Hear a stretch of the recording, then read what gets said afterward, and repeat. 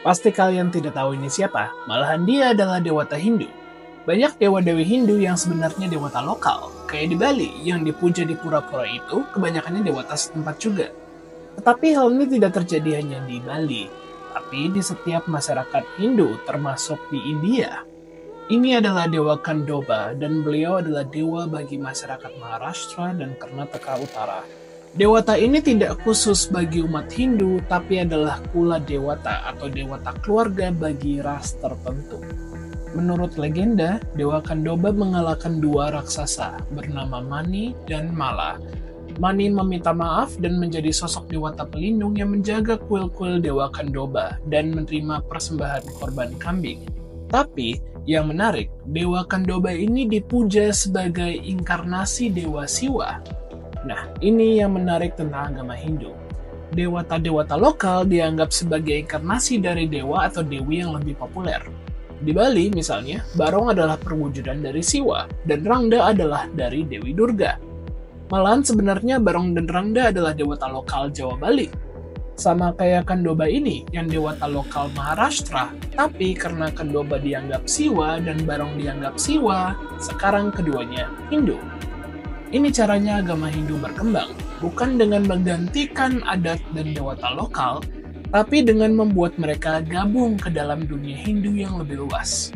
Kita selalu berpikir hanya orang Bali saja yang beda. Mereka memuja leluhur dan dewata setempat berbeda dengan India. Tapi ini adalah pemahaman yang salah. Di India juga masing-masing suku punya dewa lokalnya dan pemujaan terhadap mereka masih ada. Dewata leluhur adalah kula dewata atau dewata keluarga, dewata sekelompok masyarakat. Di Bali ini mirip dengan konsep pemujaan di kawitan atau di dadia atau pada altar leluhur lainnya. Bedanya di India biasanya ada perwujudan dari dewata leluhur, bisa sebagai arca atau bisa juga sebagai kelapa seperti ini. Dewata setempat atau dewata lokal adalah grama dewata atau dewa penjaga desa. Di Bali, ini adalah betara dan betari yang menjaga desa, hutan, gunung, pura, atau pulau tertentu. Dan ini memang jumlahnya sangat banyak. Jika kula dewata adalah roh leluhur, grama dewata beragam. Agama Hindu mengakui banyak spesies makhluk-makhluk yang tak nampak seperti paranggana, yaksha, raksasa, dan lain-lain.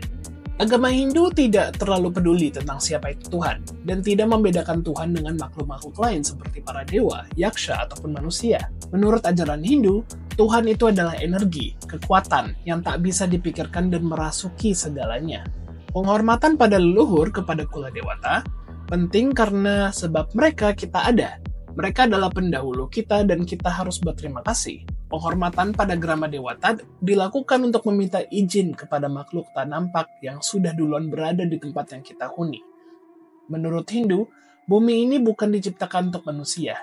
Ada juga makhluk-makhluk lain yang hidup dengan kita.